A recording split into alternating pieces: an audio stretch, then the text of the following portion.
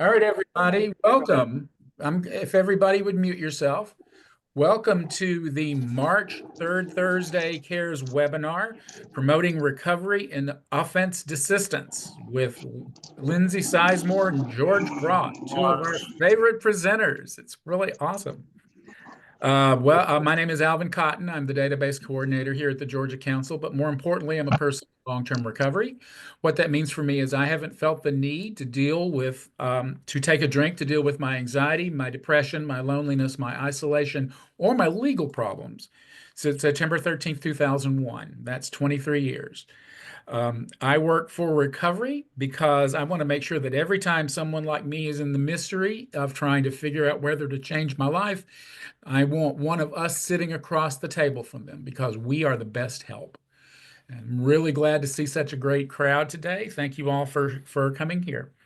So, like I said, it's promoting recovery and offense desistance. And this webinar will introduce research-based principles and practices for working with people on criminal legal supervision, their correctional supervisors and other recovery supports. Social justice and crime desistance are best served by acknowledging and addressing each individual's risk needs with responsivity and relationship skills that empower access to culturally congruent resources, thereby promoting identity transformation and rehabilitation. Upon completion of this workshop, participants should be able to identify the 8 principles of correctional evidence-based practices, define crime desistance, including 3 sets of factors and 3 domains, and recognize 4 forms of rehabilitation to pursue simultaneously. This will be an interactive webinar. We will ask for your engagement and participation, and we will be having a breakout room later. So make sure that you stay around and can participate in that. Please keep your microphone on mute, and I will mute you all shortly if you're not speaking. As host, I'll do that as needed. Everyone who remains until the end of the webinar will get 1.5 CEUs. You'll get a certificate from me, Alvin Cotton, to go out probably next week. And anyone who shows up more than 15 minutes late or has to step away for that long may continue to attend the webinar, but you may not receive credit. And you can search my name Alvin in your email box, and that's how you can find it when the certificate comes out. Make sure the name on your screen matches the name that you want on your certificate, and that your pronouns are in your name if you would like to go ahead and have us be able to recognize you by those. All right, let's get a poll going. Hang on just a second. There are the polls and quizzes. This one is the one we always ask, who is here? Can y'all see that? There we go. I see people responding. We can get everybody to answer. This would be great. We're at 87 participants now, so we are doing really well today. Going to give you another 10 or 15 seconds.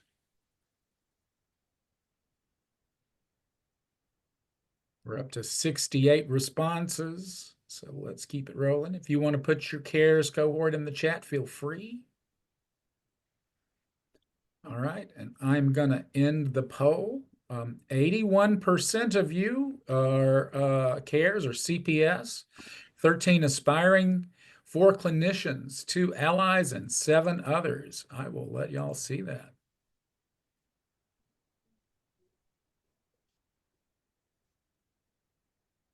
There we go. I'm going to stop sharing. Hopefully that stopped. Did that stop the sharing, everybody? All right. Yes.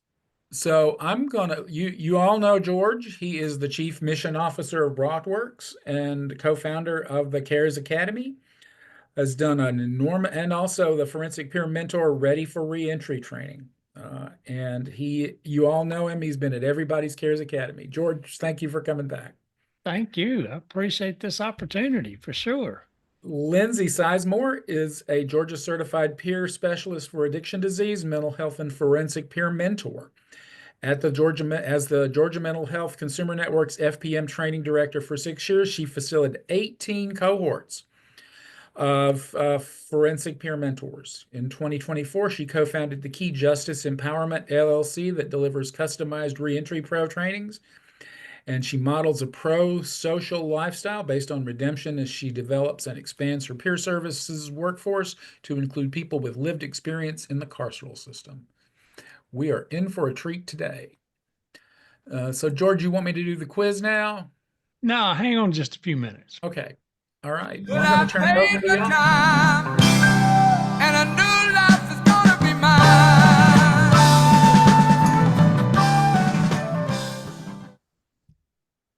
Well, welcome everybody. It's really good to see you and happy Happiness Day. I don't know if that's really a thing, but that's what they said on Facebook. So, but also happy Women's History Month. There you So go, George. I'm just delighted that we're able to get together and talk about what I think is the most important topic that I've ever covered in my career. And so, with that, I'll invite you to start as I typically do when we get together by inviting you to just take a moment to be silent and still. And this is about you being able to give yourself an affirmation for the unique value and worth that you bring to our community. Nobody else has the set of talent, skills, and abilities that you have. And for that, we truly are grateful. And then, second of all, I suggest that perhaps you whisper out loud the names of the ancients and the elders who paved the way and contributed to the life that you enjoy today. And maybe even go all the way back to the First Nations people. In our case, we're talking about the Okmulgee or Creek or Cherokee Indians, depending on which part of Georgia you live in. But they took such good care of Mother Earth that we're able to enjoy the beauty and the bounty that exists all around us. So if you don't mind, let's just take a moment to be silent and still.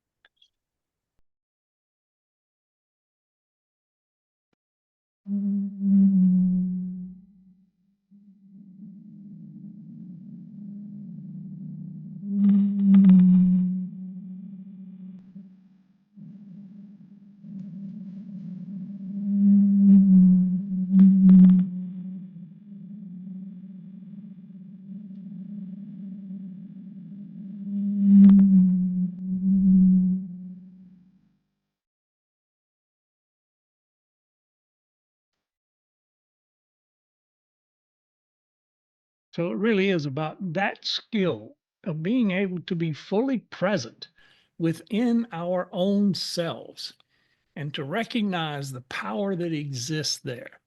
And I like this quote from George Eliot, of course, who said, if we had a keen sense of all that's ordinary in human life, you'd be like seeing the grass grow, the squirrel's heartbeat, and we should die of that roar, which is the other side of silence. And again, I don't think she meant die as in pass away, but become such friends with it that it becomes part of how we exist and, from a moment to a moment basis. It's a really challenging thing to do because we tend to get drugged off into, and I mean drugged off into different aspects so that our attention is almost something that we really have to struggle to control. And one of the biggest things we're finding today is that people's attention spans are shrinking and our ability to focus and to stay concentrating on one thing is diminishing. But it really is about that ability to sit in conversations with people and develop those mutually beneficial and mutually challenging relationships so that we're able to really help support people figure out what their next best steps are.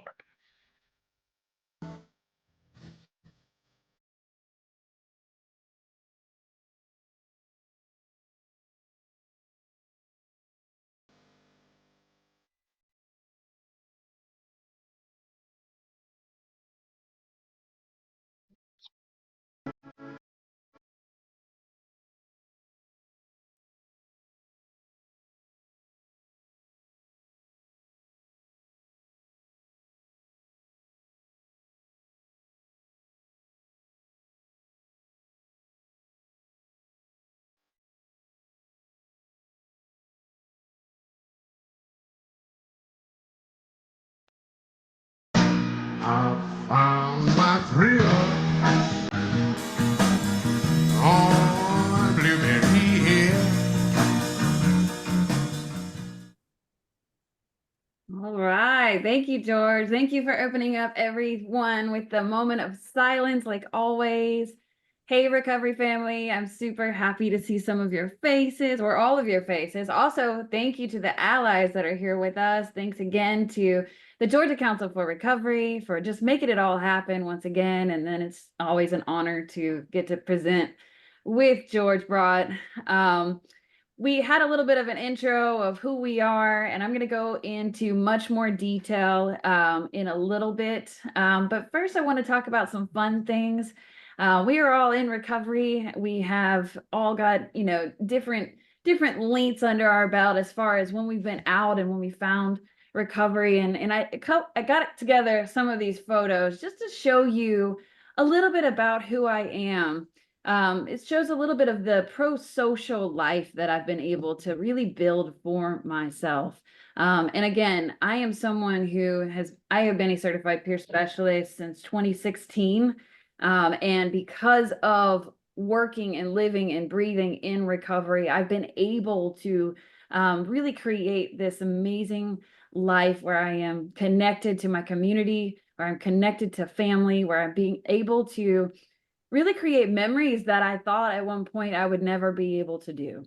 So take a look at this slide. It's important that we recognize that we are way more than everything in the past, right? And so these pictures represent the present moment in my life. And I'm going to talk a little bit about that, and then we'll move on. But the top left, I am someone who is just so honored to be able to continue to lead conversations about mental health and recovery and substance use, and being able to really speak up and out about my story. I think having a leadership mindset and sharing my story is where I have personally been able to gain so much healing and also make such a big difference in my life. I never thought at one point in my life that I would ever be able to, be of impact or be able to change anything. And I've truly been proven wrong.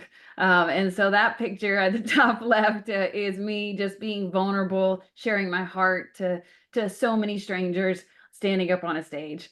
Over there on the top right, it has a picture of all of these people. And this picture, to me, I put up here because it represents diversity. It represents me being a part of community.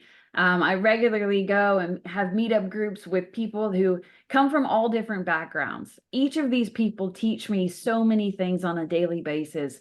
But this is a group that meets once a week, and they're not necessarily in recovery, but they come from so many different places of life, and they add value to my life.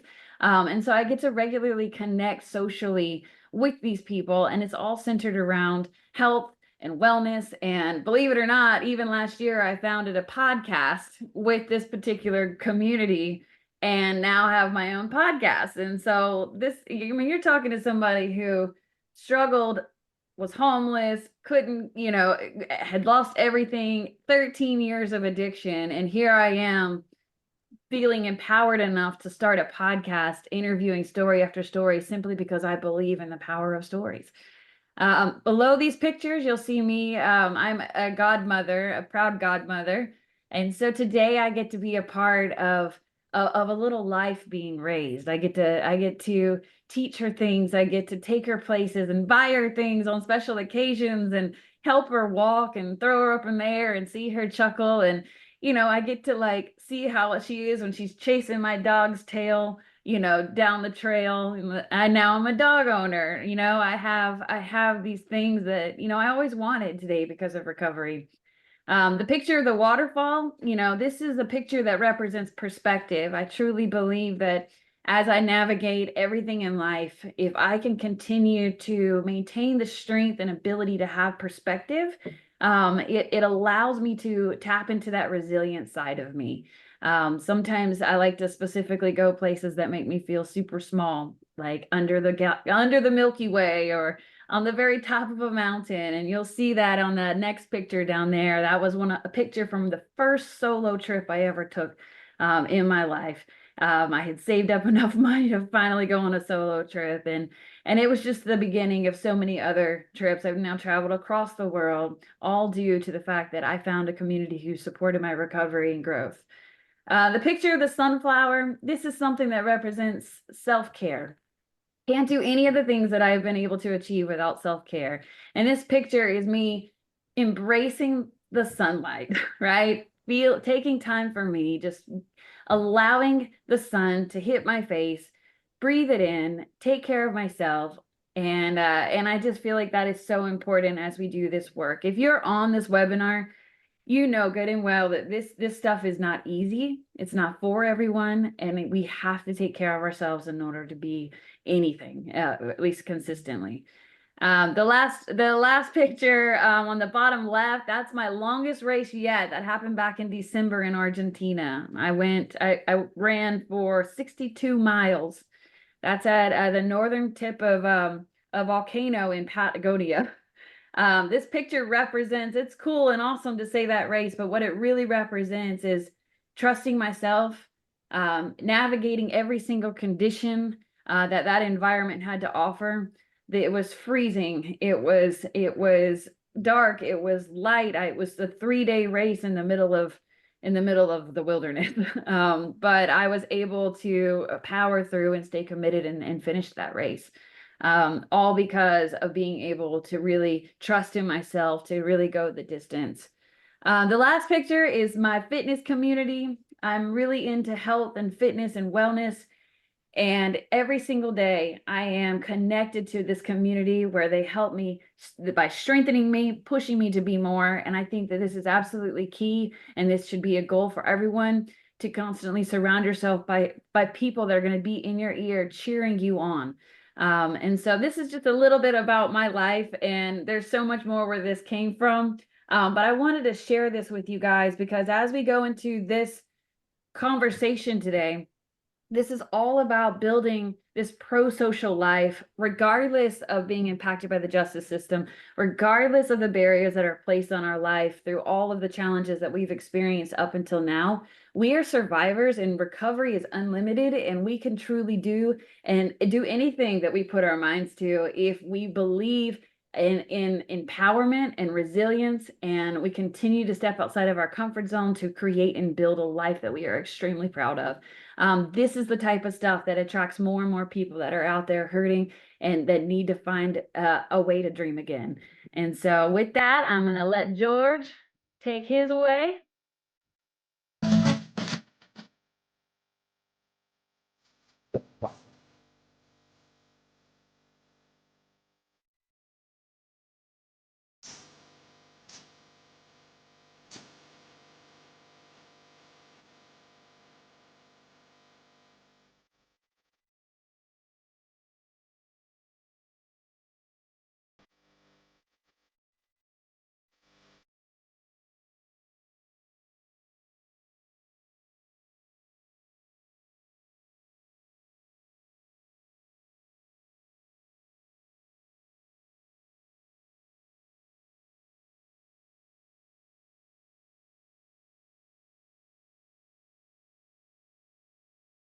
So this is really, most of you have seen this, so I'm not going to spend a bunch of time talking about it, but this really is my why. And it's about the fact that I have a community around me, as Lindsey was talking about in a similar vein, who support this thing I call recovery. So 34 years ago, I made the decision to stop using alcohol and illicit drugs. And a lot of the people you see on this screen basically have provided the support that was necessary for my personal life and my career to take off and exceed far beyond what I expected. And so it's about being able to promote people's personal and professional and community development. That really is my why. Go ahead, make my day. Oh, you're muted, Lindsey. Sorry about that. All right, thanks, George. We are going to dive into this wonderful word, crime desistance. Over the next little bit, we are going to break down and identify 8 principles of the correctional evidence-based practices. Some of this stuff may be refreshers for some of you all, but we're going to then dive into defining crime desistance, and it's got 3 different sets of factors as well as 3 different domains. Okay, these may be new terminology. It definitely was for me. It took me quite a couple years, actually. You can ask George to really let it sink into what on earth we're even talking about, right?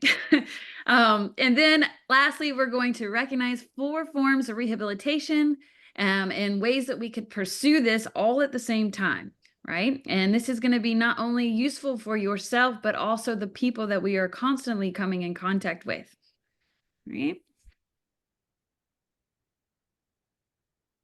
So let's do the first set or the second set, I guess, of poll questions. All right, let's see what happens. There. All right, so Cool. that is one we've already answered. Oh, yeah. I'll let y'all go ahead and respond to it.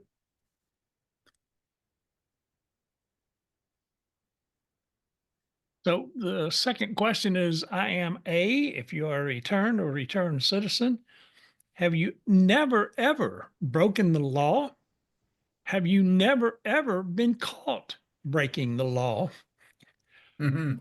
And then number 3, if you are a returned or returning citizen, have you ever completed all your sentences, including community parole, supervision, or probation supervision?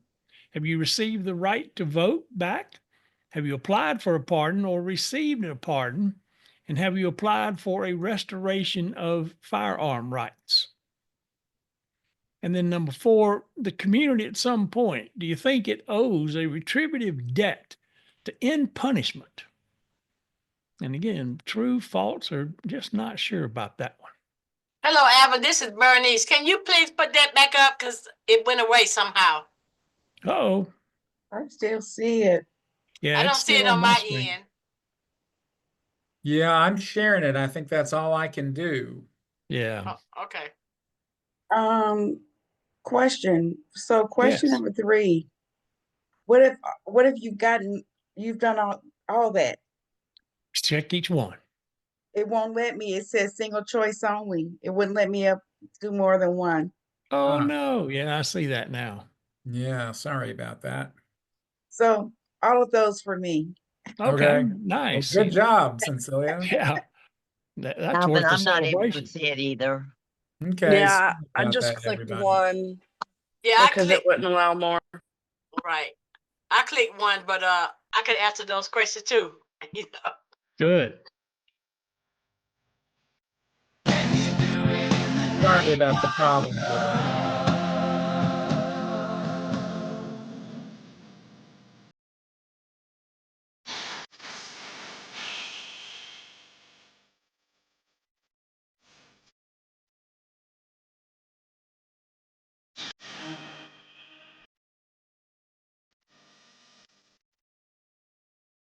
All right. So it looks like about 73% are, again, CPSs or CPS ADs or CARES. Another 13% are mental health CPSs. Another 6% are person in recovery, but not A or B. And then we've got a sizable number of people who are returning citizens or returned citizens. And 2 folks said they have never, ever broken the law. I need to meet you. I can't answer that question. So, but it's about that mindset, if you will. So if I say, have you always have your wheels come to a complete stop at stop signs? Yeah, no. Well, if you said you never ever broken the law, then yeah, you have to always come to a stop. And have you never driven your vehicle without holding your telephone? If you answer yes to that, you have, then guess what? You've broken the law. Just wanted to point that out. So we've got 70% who, in fact, have completed all their sentences. Very nice. And unfortunately, with the single choice, it looks like only one person shows that they've applied for a pardon or received a pardon. But I'm guessing there's probably more than that. And I want to point out that if you have ended your sentence and completed your sentence, then you automatically get the right to vote back. As on the day that happens, you can vote. You don't have to apply for that right. And then number 4 is the community at some point owes a retributive debt to end punishment. And we had about 20% said true, 16% said false, and 63% said not sure. That really drives the point home. And what you'll find out about desistance theory is that that's one of the key variables that really it determines whether or not people are actually accepted back into the community of their choice. And it, in fact, is a true statement. But in the United States, we don't talk about this much. And that is really the whole point of this webinar. So, George, have I taken down the poll questions? Oh, good. Yeah. I have. No, y'all can't see them. Just wanted to make sure. Good. Oh, you're on mute again. Probably Sorry about brilliant. that. I don't know what keeps happening. But thank you so much, George, for the poll questions. Now we know a little bit more about who's in the room and a little bit of their experiences. And so I'm going to dive into our next session. This is the forensic peer mentor elevator speech. Okay. Some of you guys may be a little familiar from CARES, since we have a ton of CARES in here. But my name is Lindsey Sizemore, and I'm a woman in long-term recovery. And what that means to me is it's been over 12 years since I've needed to change the way that I feel using any mind-altering substance. It is through my experience with mental health and substance use challenges, homelessness, and my mother dying by suicide, as well as being a returning citizen in the criminal justice system for years, that I now offer valuable contributions to my community simply by sharing my story and being evidence that recovery is real.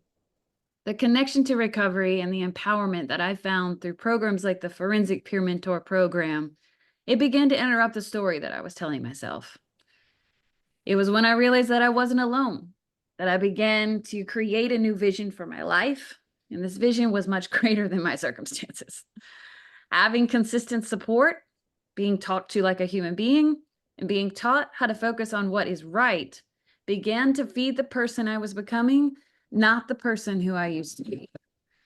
I went from never being able to communicate my emotions to sharing my whole heart with random strangers. I went from feeling like I had no voice to standing on the state capitol steps, delivering a speech to hundreds of people. I went from walking in and out of prison doors and having that door shut behind me for years to now walking in and out of prisons all over the state of Georgia on purpose. I went from wearing orange every day to now waking up and wearing whatever I want. Get this, I even went from being considered a threat to my community to now having some of the largest recovery support networks on my team, and we work together for to expand peer support throughout the criminal justice system. I went from running from the same police officers in the same exact system that now I sit at the same exact tables with, and we work together, believe it or not, for positive change. You see, recovery fed my heart, hope, and compassion. And everything has been worth the fight. I literally look in the mirror every day. Recovery is the expectation. I look at it every single day. Okay, so that is a forensic elevator speech. Now, when I say forensic, how many people know what forensic means? Just raise your hand. Okay, so you've heard it in the chatter, maybe you are one, maybe you're on your way to be one. But we have forensic, which means that it is an evidence-based practice, but it involves someone who it has been impacted or has lived experience in the justice system. So when we say a forensic peer mentor elevator speech, this is a little bit different than your typical elevator speech that you were taught in the CARES Academy. Every single thing that I said in my elevator speech had everything to do with me being what we call returning citizens. So I want to hear from you guys. What stood out about that particular elevator speech?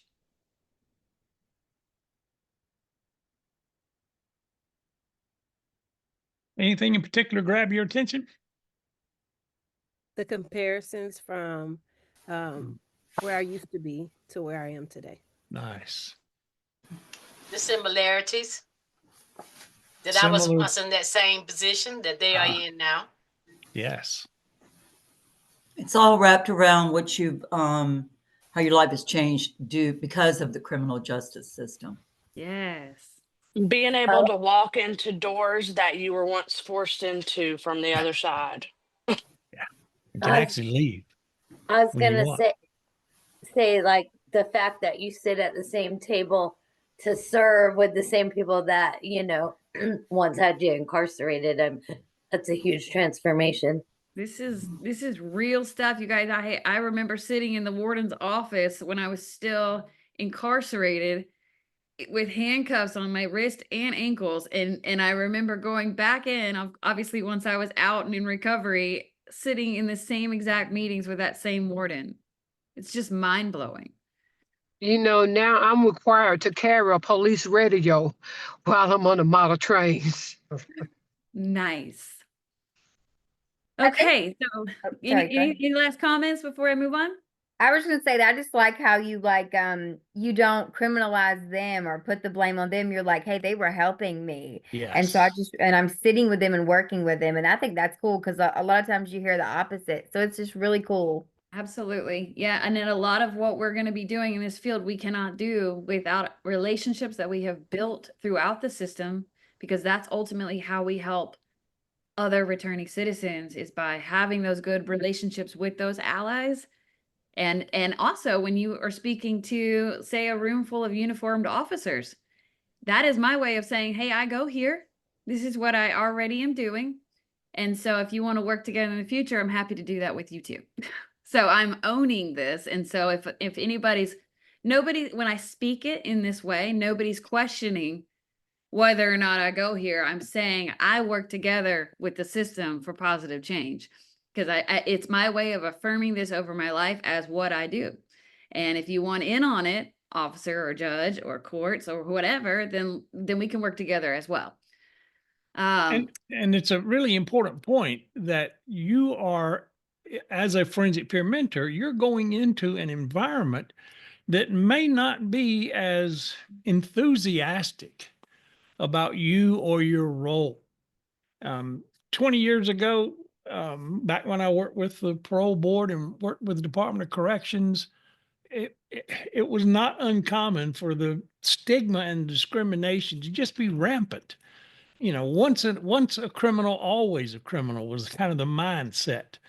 And I want to point out here that that's one challenge that forensic peer mentors who are providing services today may face, because what wells up inside of you is, oh my gosh, these people don't believe me, or these people think it's just a matter of time before I'm going to commit a new crime or go back to alcohol or other drug use. And so it really is about having that centeredness and that presence to be able to kind of sit with what might be negative opinions and biases that you didn't earn, that are being projected onto you. And so that's why it's really important just to have a network of support around you for doing this work. Absolutely. And I do want to touch on, George, you can change the slide. I want to touch on that there are people that believe that they know the way that people, the way that it works for people to heal and recover and get better. And by me initially from the very beginning saying an elevator speech like this, I am saying it is the connection to recovery and to support. And when people talk to me like a human, they taught me how to focus on what was right. They fed the person I was becoming, not the person who I used to be. It's important that I said that, because if we're working with the professional staff of the system, they may be caught in their ways, and they may not realize that when you focus on that girl that was in all those pictures I just showed you, that person that I was becoming versus the person who I used to be, that is how I received healing.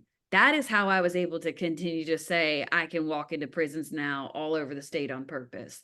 You know, that is how you set it up. The elevator speech shows that you tapped into the humanity of the situation at first. What works for me may not be exactly what works for what you think works for everyone. And it just really tapped in, hey, how about y'all focus on who I'm becoming instead of us always thinking about all the 8 felonies that were behind my name. And instead of that painting the picture of me, how about we feed that person that I'm on my way to becoming? And so some of this stuff may be a refresher. I won't spend a lot of time because I want to continue to dive into just the really emotional piece to this.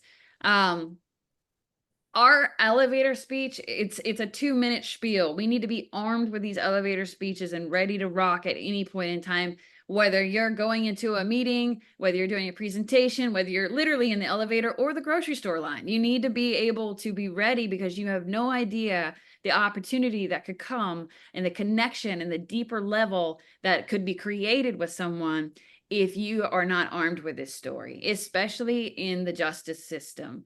Okay. We don't want to use things like offender.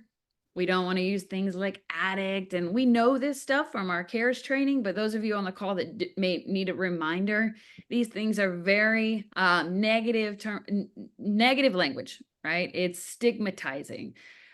We want to make sure that we do not spend our elevator speech talking about our war stories. We don't have time, right? We don't have time to go into that if we could lose someone very quickly. And so it's amazing that what you can get into an elevator speech in such a short amount of time that can then open the door for so many amazing conversations and details and resources. Okay. We want to make sure that we don't necessarily just promote some sort of specific recovery path. As a CARES, we know that there's multiple pathways to recovery, but when we're talking to just anyone that we don't know, we want to make sure that we're not going to sit there and just lift up one pathway, because we could actually lose someone if they have, let's say, a negative experience with that pathway. So just leave it out. Addiction and mental health, and talking about it's a health problem and it's a disease. Somebody tell me, why do you think we should not use this in our elevator speech? Well, for me, the word disease means that there's something inside my body, and that could scare a person. If I use the word disease, you have a disease, you know. Okay, so yeah, it can promote fear. What else? Stigmatizes me. It's also a stigma. We don't want to put a stigma on them. I think you need to focus on When your strength. It can also When you think about someone else. What was the last thing you said? when It you can think offend about a someone. disease, Oh, sorry. when you say disease, that means that it's something wrong with me, and we're talking about what's right with me. Right. Right. So look, it could be taken in the point is it could be taken in so many different ways, right? Yeah. Well, if our number one goal is to connect with this person, we also don't have time for a conflict to happen with beliefs around disease, health problem, moral weakness. They may have that view, and we may all believe there's no right or wrong, but we honestly can lose somebody if they have a strong belief that this is not a disease, or maybe that it is a disease. All of a sudden, they're not listening to the rest of what you have to say. That's extremely valuable. And the one thing that we want them to take from this is the recovery. It's the hope. It's what we're able to do despite all of these things. It's the transformation. It's saying, I've done all these things and I am all of these things. And don't you want to learn a little bit more, right? Not be so fixated on the fact that there could be a conflict right here. So just leave it out. Leave it out.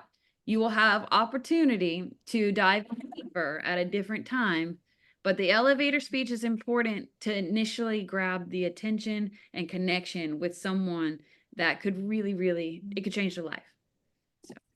Lindsey, do you want a quick You put question? an ouch in the chat. What's that about? It was because like we was all talking over each other. You know what I mean? I couldn't get, okay. you know, some of us had our hand raised and other people were just talking, and so I kind of got lost in the sauce. Well, so you wanted to make a comment that you didn't get to make, or a question?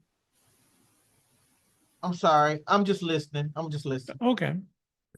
Well, and I think it's really important that we recognize that as we're engaging people in these conversations, the whole point is to be aware of our biases and how what wells up inside of us, our ego, if you will, says, no, you're wrong and I'm right. And let me tell you why. And that moves it from a dialogue with another person because we're concerned about their health and well-being to a debate. And I'm guessing none of you, I have never had somebody who I said, no, that's wrong. And let me tell you why. I go, oh, yes, you're absolutely right. I'll never make that mistake again. It doesn't happen that way. It's about leaning into and understanding that person's worldview. And once they get that sense of you understand me, then we can have additional conversations about it. But if you call it disease or a health problem or a moral emotional weakness, the right answer to that is yes. And let me understand more about how you came to that conclusion. Not this is wrong and let me tell you why. Yeah. Excellent. So there was one question in the chat about how do you deal with background checks in a forensic job? Okay, can we answer that at that one at the end specifically? Yeah, absolutely. Okay, awesome. All right. So with the elevator speech, we want to make sure that we make it personal. We do this very intentionally by using symbolism. You want to tap in, because I tell people it doesn't matter who you're speaking to. It could be a neighbor, an officer, it could be your family member. If you use emotions that all humans can connect to, right? I'm going to give you some examples from mine.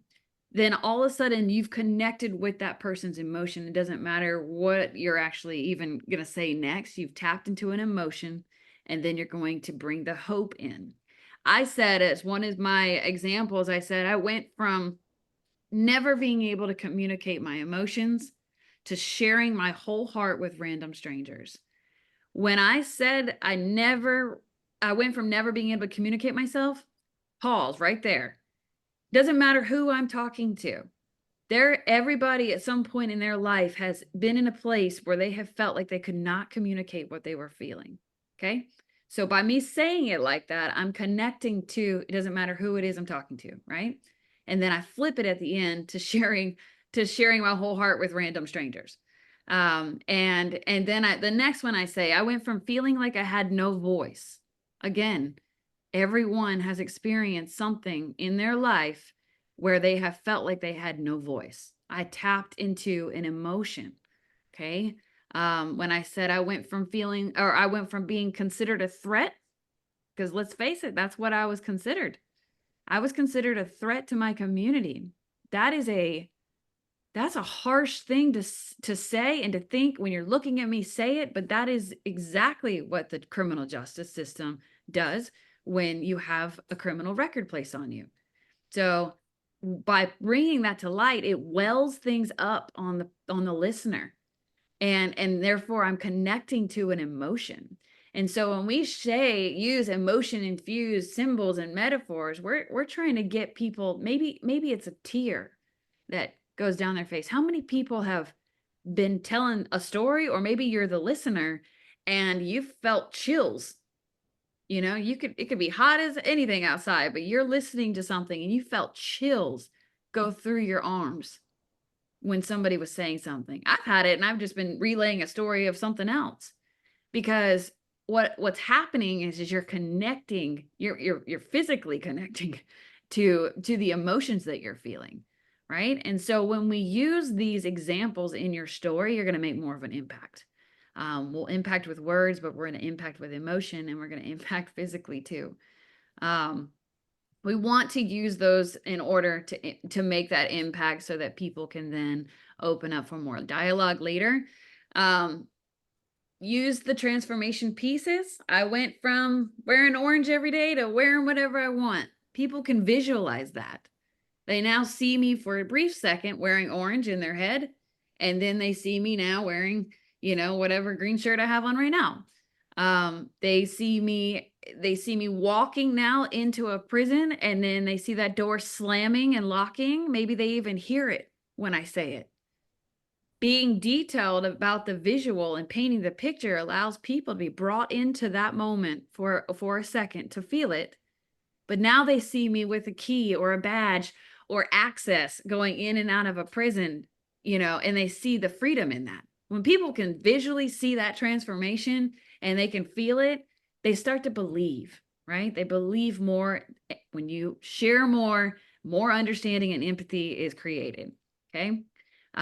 You can share your vision if you're talking to certain people. Like for me, being the owner of Key Justice Empowerment, I'm constantly sharing this vision that I have. So you can utilize this to build out your mission. Lastly, on the elevator speeches, we want to make sure, like we mentioned, even as a CARES, even if you're not a forensic peer mentor, we are all to be mutually building a mutually beneficial and mutually challenging relationship where our lived experience is constantly brought to the table, but you're also, and that brings hope to a lot of people in ways that they have never felt before. And we have all probably personally experienced that through peer support. But one of the things we are also doing, and part of our role, is to constantly walk in and say, what can I learn from this person as well? How has this person helped me grow? I have my story and my lived experience to offer hope, and I might have some resources, but man, I just learned so much from this person too. And then together we build a relationship together. And so that's what we get to do to help empower and ultimately heal not just the person, but the system. That's what we get to do, especially as forensics going into every level of the system as now. And so with that, hopefully that was a good refresher on the power of an elevator speech. And George has got some exciting information that he's going to go into. But first, we're going to do the criminal history disclosure self-efficacy scale. Go ahead, George. Well, so this is one resource, and I assume everybody has downloaded and maybe even printed the journal that goes along with this webinar. And this is something that's actually in the journal itself. But it's a relatively quick tool. If you are interested in taking it yourself, that's great. If you once you've done that, I recommend this is something that the people who you work for who have been in the carceral system will find very advantageous. And I just want you to note that this is something that you can have people complete anonymously so that they don't have to necessarily own their own self-assessment. But more often than not, people will talk about what they learned from this. And the second page has a list of demographic characteristics and things. And again, the point is, if you're doing this and you've got a bunch of people who are doing it, you're doing it in a group, for example, people don't have to say, yeah, here's my score. But you still get the background information that will actually help you collect the information needed in order to say who has filled this out. But the real point is there are 3 subscales. And the first one has to do with a person's ability to disclose their criminal history to specific individuals in the employment setting. And then secondly, is there a tendency to avoid talking about your criminal history in employment settings? And then thirdly, is there an ability to disclose the criminal history in specific situations? And so again, it's about how you really help people sort of sort through, where am I in being able to understand the relevance of my criminal history and how to talk about it in a positive or pro-social way. So I see some folks are saying that the pages, they don't see those pages. I'll show you where the link is here in just a minute. So the whole point really is getting high scores on all three scales suggests you have an ability to explain the nature of your criminal history, along with the strengths and the lessons that will enhance your ability to be a good employee and perform an assigned job. And so it really is about being able to sort of tap into the vital resources and the experience that you bring to that situation. And yes, there may be some aspects of your criminal history that are quite embarrassing, but it's about being able to say to another individual, look them in the eye, and to say, I have moved beyond that. I'm not that person anymore. And that's one of the things that I think you may find valuable about this self-efficacy scale. So Al, how about we launch the third or the last set of poll questions? All right. Hang on just a second. There we go.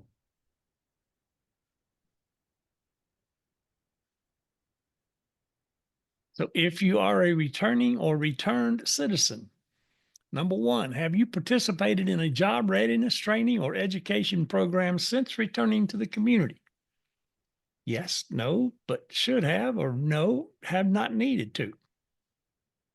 Secondly, if you are a returned citizen, how would you rate your overall satisfaction with your employer so far?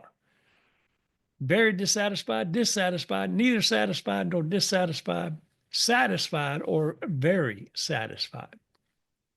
And then number three, if you are a returning citizen, have you been denied access to any reentry resources? We'll give you a few more seconds to get almost 40 of you have responded already, so let's keep it going. Good. We're up to almost a little less than half. It's scrolling up. Do all you can, do what you must. Everybody's trying to find some love and trust. We're up to 64. Anybody else want to answer? Almost 2/3. That's good. All right, I'll go ahead and end the poll. Can you see it, George, and read the results? Yes, sir. All right. I'll share the results. So 53% said that they have participated in job readiness or education programs. A few haven't, but they should have. And then even a few no and hadn't needed to. So if you are a returning citizen, your overall satisfaction, most folks are very satisfied, 41%. 33% are satisfied, 17% neither, 5 or 10% are very dissatisfied or dissatisfied.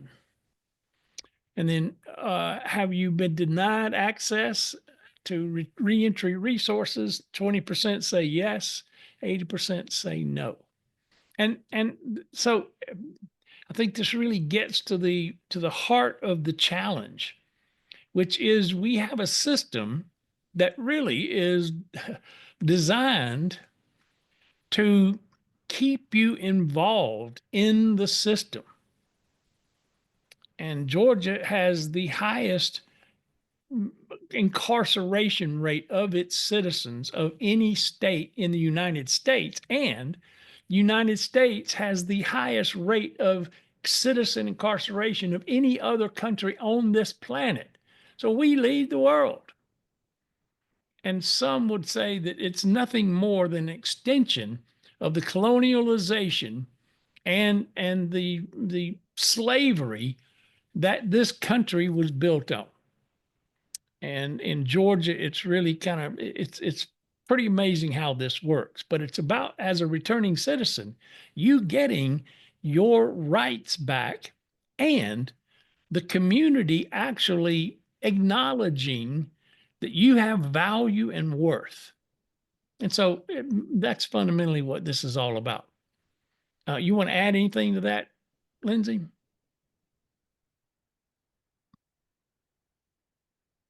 Yeah, just to hit on and emphasize the fact that this system is definitely designed to keep you in the system, and you have to be able to constantly, keep that new story in the forefront of your mind, constantly getting out of your comfort zone and gathering. There's so much value out there. I found this personally in my life.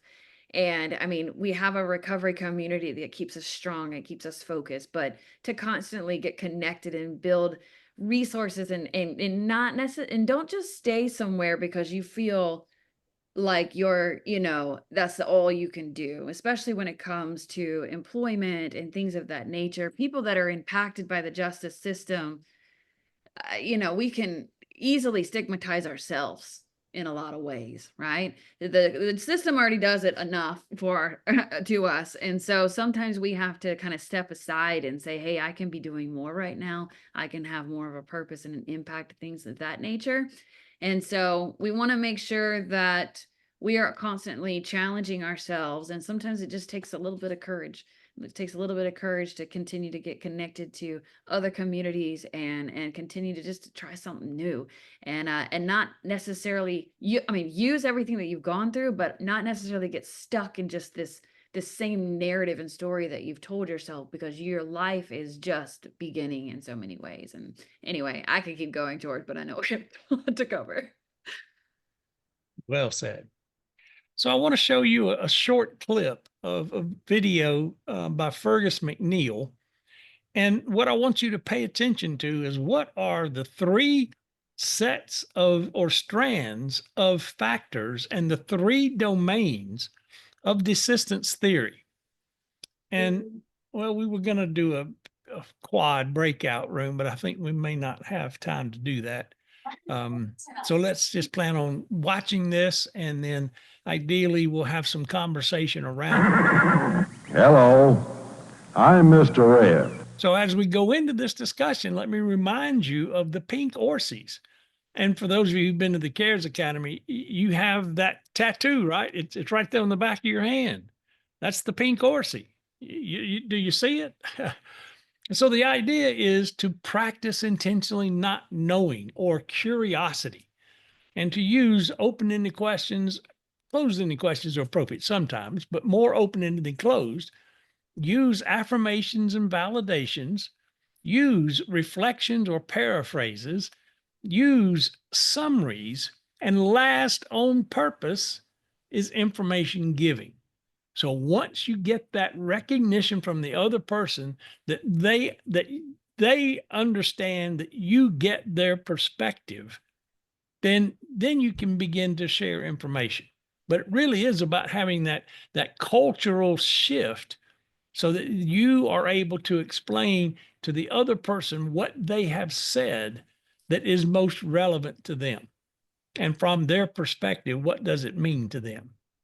And I just want to say one thing while you're practicing intentionally not knowing, remembering that the other person can pick up when you are being a robot, or when you are not really there, or maybe when you're disconnecting. We see it when people talk to us. So we can't sit here and think that the other person listening to us doesn't feel it or see it, body language, words. So truly take a second before you dive into conversation and just be intentional. Remind yourself, hey, I may have had a similar experience, but none of that matters right now. I want to get involved and super curious and fascinated about what this is like for this person, because they'll open up the second they feel safe. So anyway. Good. All right. So we're going to watch this video. And again, I want you to acknowledge and maybe even write down what are the three sets or strands of factors in the three domains of desistance theory. What role can mentoring play in desistance from crime? First of all, most desistance researchers now understand that desistance is explained best by looking at the interplay between three sets of factors. So people get older and they become more mature, and there are physical and physiological, psychological changes associated with aging.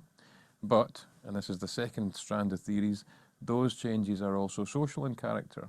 So people are differently connected or bonded to social institutions at different points in the life course.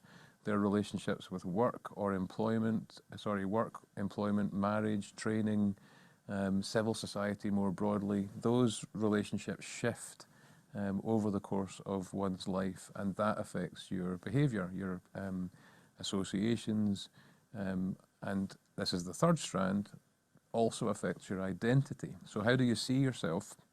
How do you label yourself?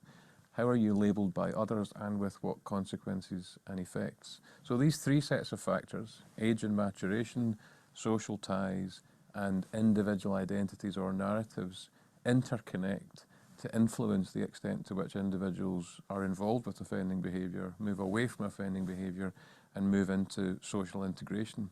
So when I think about desistance now, I think about it in three main ways. In the literature, people talk about primary and secondary desistance. So primary desistance is behavioural. Secondary desistance is about labelling an identity, so to be seen as an offender, to be seen as a desister. And the third strand for me is about belonging. I might call this tertiary desistance. So to whom am I affiliated? What set of social relationships matters most to me? How does that interconnect with and influence and affect my sense of identity and my behaviour? And so if you apply all of that to mentoring briefly, you can see that in a good and a positive mentoring relationship, and think about this outside the context of criminal justice or even outside the context of formal mentoring. Think about the way that any of us might have been mentored by parents, by peers, by extended family members, by social associations, by people involved with youth organisations over the course of our life. These mentors and role models have the capacity to influence our behaviour, but also in a perhaps deeper way to shape our sense of who we are and who we want to become. So in one desistance theory, one of the key aspects of desistance is about being able to identify a replacement self. In other words, a way of being you, which is authentic and true to your life experience, but doesn't involve offending anymore. And you can see how a mentor of a certain sort might help an individual imagine a replacement self, a more positive way of being who they are, while still being authentic to where they're from, what matters to them, and how they see themselves. So you can see that mentoring could influence behaviour through affecting the way that we construct our identities, but you can also see that mentoring might affect our sense of belonging. So back to my tertiary desistance, mentoring can affect our social networks, our social relationships, our sense of being socially supported. To borrow another bit of jargon, mentoring might help us develop bridging social capital or connections into new opportunities through different networks that mentoring enables us to activate. So lots of potential connections, but a lot depends on the quality and character of the mentoring. And in fact, a lot depends on the quality and character of the mentor in question. All right. So, what are the three strands or sets of factors in desistance theory? Well, Physical, social ties, and identity. yes. And so we know that most people mature, so to speak, out of engaging in criminal behavior.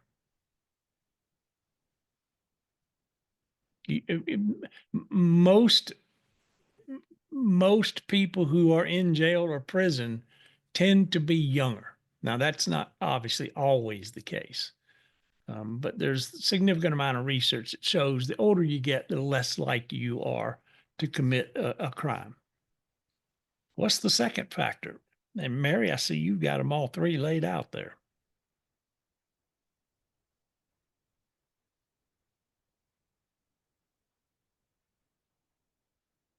Social. What does that mean? Well, let's see. I can-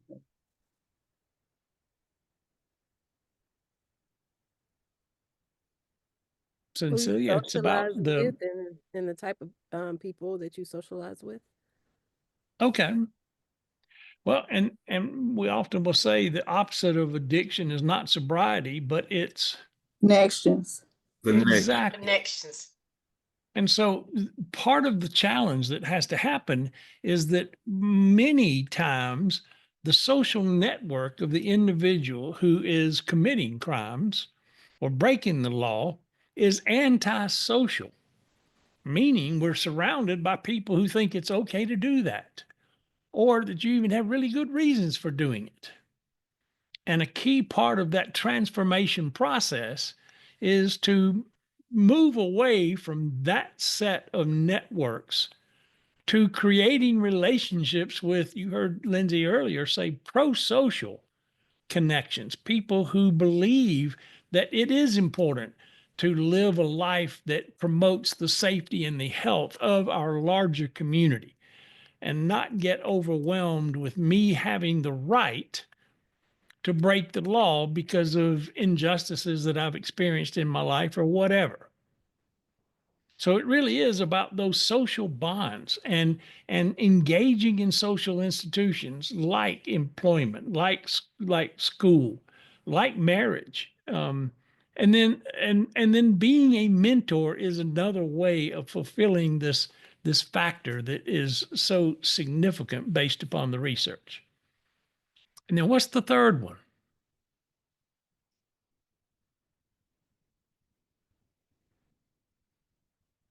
A sense of belonging.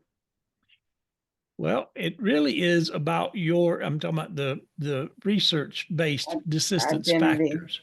Identity. Labeling. And you labeling see identity. absolutely how that shift or transformation in identity is so important.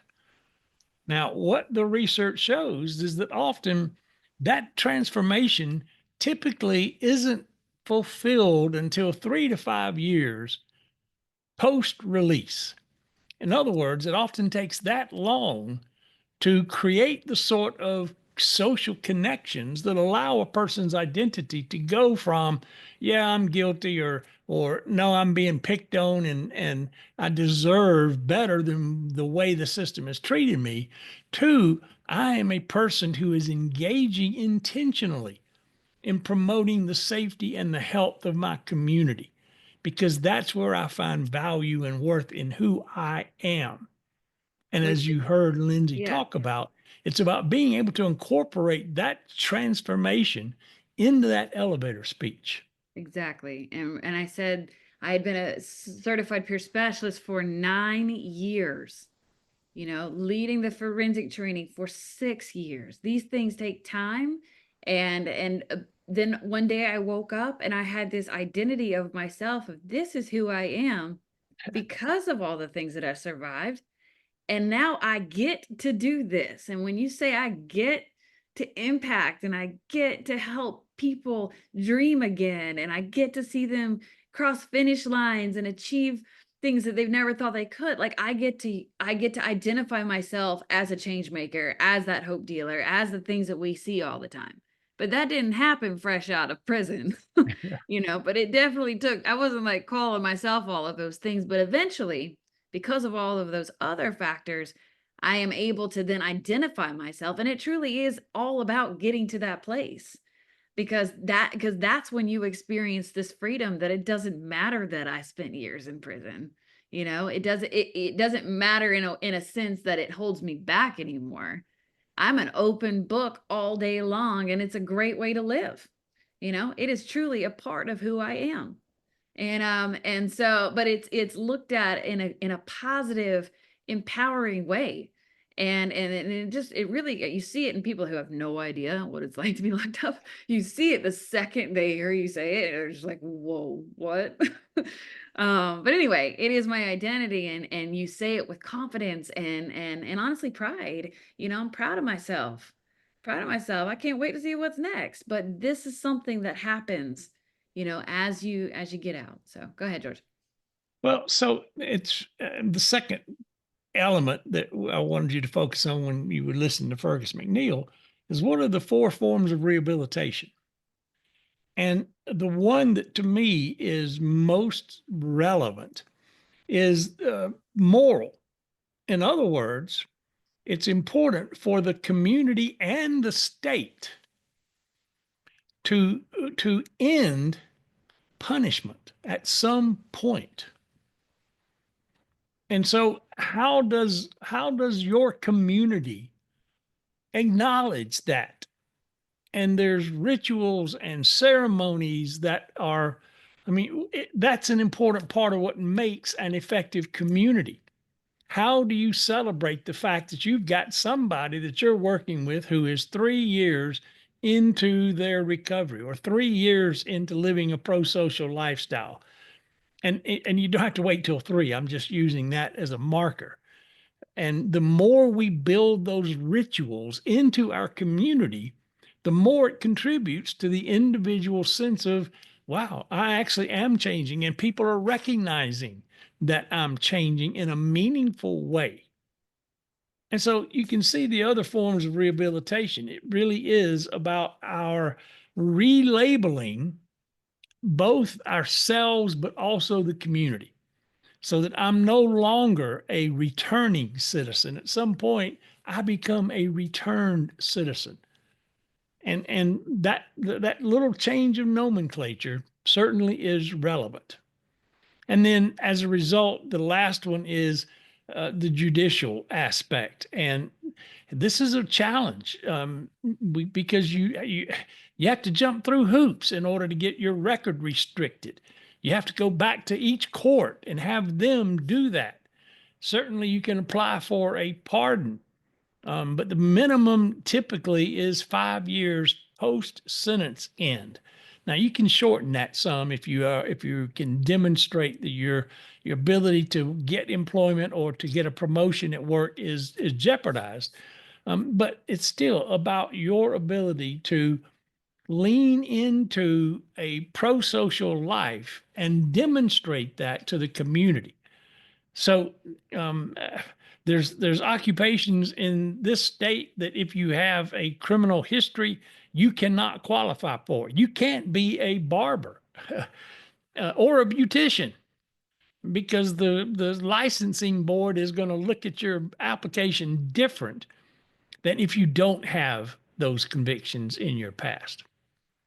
So, Cecilia, you wanted to make a comment here? I know I had a question. What was the third domain?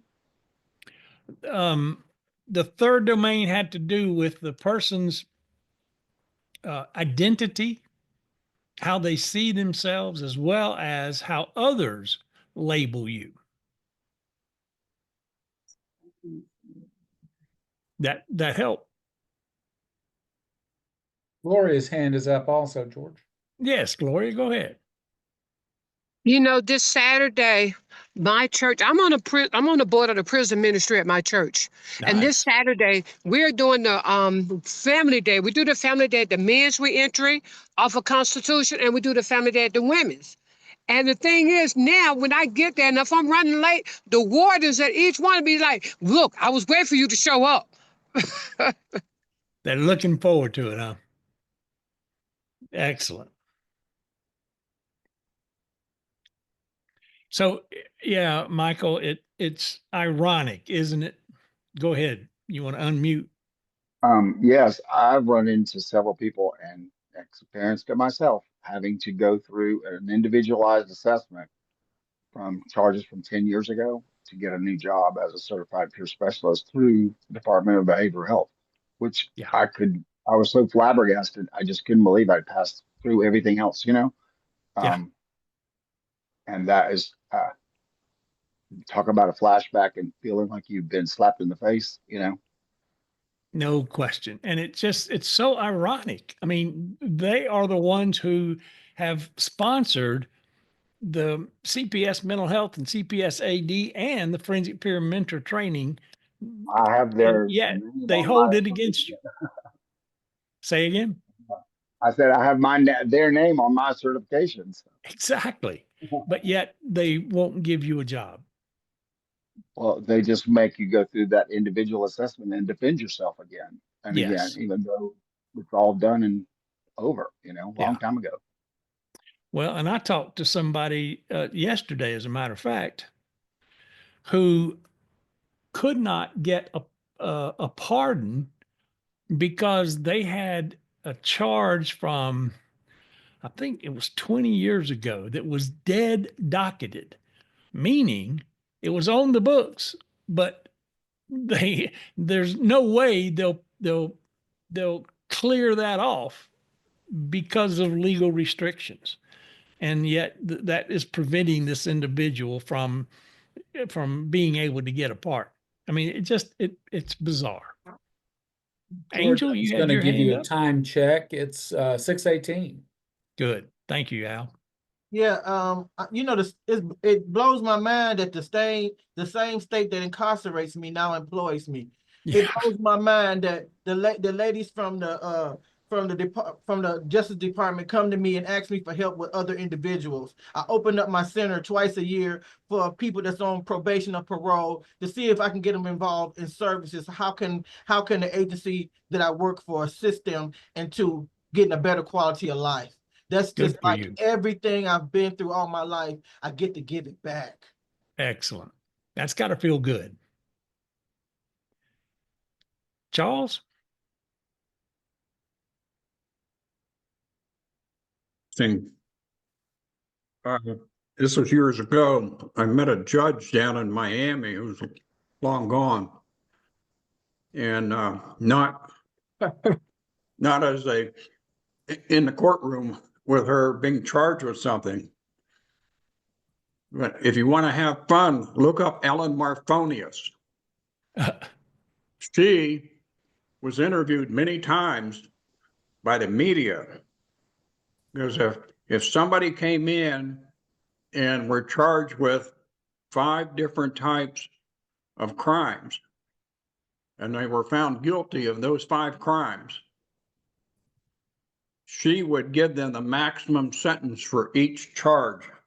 And then the people who were interviewing her said, "Why did you do that?" He says that kept them behind the walls because they're appealing the first charge. Sure. And then the sad thing is, she was the criminal judge that put more men and women on death row than any judge in the United States, and still holds that record. No doubt. Thank you, sir. And then the other thing is, have you ever made any contact with Maricopa County in Arizona? Negative. Check with them, because a lot of the stuff that you're discussing here and sharing with and Lindsey actually, and all there began out there. There are a number of jurisdictions now who have what we call forensic peer mentoring in place. Yeah. So yeah, I'll check into Arizona as well. And then Mecklenburg County and Charlotte, North Carolina, where Charlotte, North Carolina is located, began to set that up in the late 80s. Yeah. That then once they got it set up through a judge who was in long-term recovery, who helped lead that, but he got the model from Maricopa County, Arizona. Then it went all the way across the state.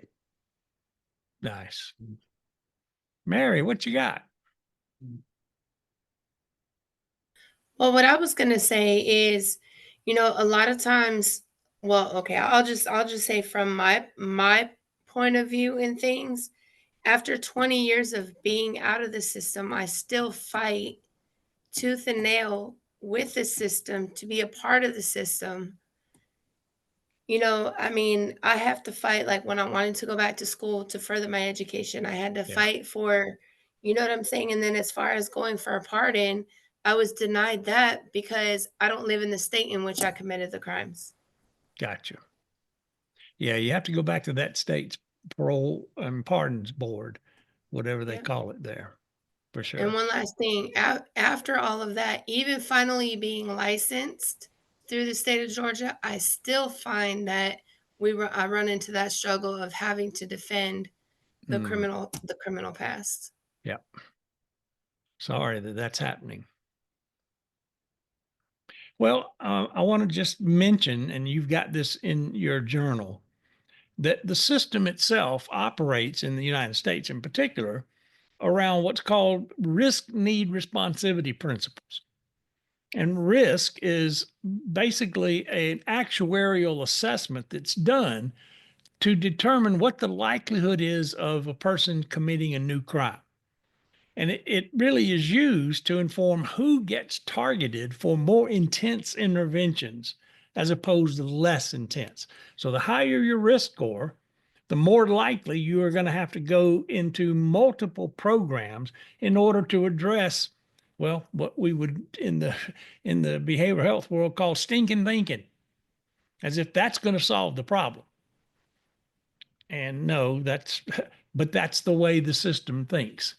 And then need is a subset of those risk factors that are actually what's called dynamic, criminogenic needs. These are things that can be modified. And so things like housing and employment and participation in programs, and I'll show you more about the details related to that in just a second. And then responsivity is, for me, the most significant of these factors. And it's how do I respond to an individual to actually provide help? And it's related to the specific person's abilities and their motivation. And most importantly, what are their strengths? What is the recovery capital that the person is bringing into this situation that can be called upon? And then secondly, in terms of what's most important, what is that individual's cultural background? What are the resources and the rituals and the ceremonies that have the most meaning in that person's culture? And it's not just about what the person thinks. It's about what their family thinks and about what their neighborhood thinks and about what their community thinks. And again, it's participation in all those system levels that gets us to where we want to go. So I'm just going to throw out here the idea of a referral form. And by the way, feel free to take my contact information off of this if you want to. But what you see at the bottom are a list of what in Georgia are the rearrest risk factors. Wow, say that 10 times real fast. But it would be really interesting if when you received a referral from someone who is in the carceral system, if they would fill this form out. Because wouldn't it be unbelievable for a person who is on supervision to actually have a conversation when they meet with their supervisor, their supervising officer, where they focus on, so how's my risk score? Has it gone down? How am I doing in terms of drug tests? How am I doing in terms of number of months employed? And how many residence changes have I had? And by the way, it doesn't matter whether you move from the highest echelon in your community to the lowest echelon or the other way around. Because what happens when we move is it tends to disrupt the connections we have with people in those communities. And so that's why it's just a number of residences that's associated with risk. This is my fight song. Take back my life song. Prove I'm alright song. So there is another form that you have access to. I call it the Pride Report. One of What my if you were favorites. to have, so say what? It's one of my favorites, you guys. Oh, good.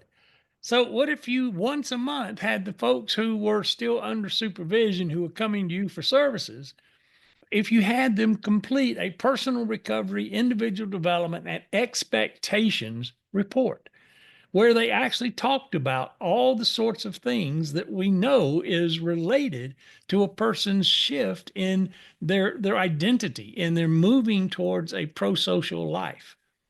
There is also, and this is the residential version, there's also associated with this what I call the Oreo request. If you operate a recovery residence or other type of residential program, this is an overnight recovery exploration outing. And so most times, once you get to a certain point in residential programs, you are allowed to go somewhere in the community on the weekends and hang out and have fun, hopefully. But it's not just about having fun. It's about exploring recovery resources that you're going to use once you've left this facility or this program. And so that's another thing that's available to you. And it's in your journal on page 8. And you can see there is a residential version as well as an outpatient version. So you are, again, more than welcome. Take my name and all that information off of it and use it yourself if you'd like to do that.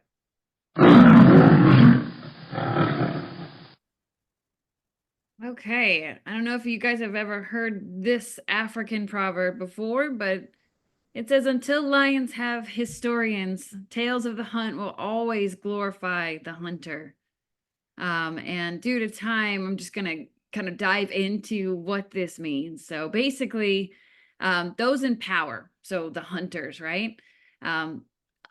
They're the ones who are writing history. Their victories are the ones, their story is the ones that are being emphasized, while the lions, or maybe the returning citizens or the marginalized folks, their stories are not being told, and therefore can be continuously misrepresented or even ignored altogether. So it is extremely important that we continue to tell our stories, share our experiences, share our recovery, share our hope, because when we do that, we begin to control the narrative that has so much stigma placed upon it right now.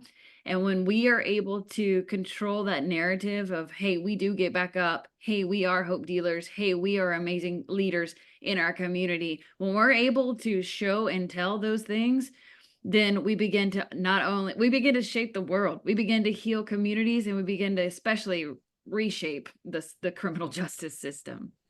Go ahead, make my day. I think we have to leave it there, everybody. We are at 6:29. Yay, thank you so much. May I say something? Thank you, Alvin. Thank you, Lindsey. I'm Bernice Davis. I did not get a packet in the email. So I'll send it back out when I send your certificates. All right, thank you. Good. Thank you, Alvin. I have a question too. Forms, should I have had the forms in the journal, in this packet? There are links to the forms that are in the journal. I'm going to put it back in the chat right now. Just in case then you what you can do is once you get that link once you get the journal on your desktop or on your computer, then you can click on the links and it'll take you to the forms. Okay. I just put it in the chat. If you can download it to your computer right from the chat, if that helps. And so, quick question. So if I'm not CARES, will I still receive a certificate? You will. Yep. Okay. Thank you. Yeah, you can use it wherever you can use a certificate. Yeah, that was pretty good. That was good and informative. Thank y'all. May I speak to Lindsey for a second, please? Is Lindsey still on board? Let me wrap things up, and then we'll stay around and anybody can ask any questions. Lindsey, can you hang out a minute? Of course, yeah. Awesome, thank you. Well, everybody, thank you so much for being here. This is an awesome webinar. And there will be a recording that will be available sometime early next week, I think. And you'll get your certificates either probably early next week, but I'll try to do it sooner than that. We'll see. Thank you, everyone.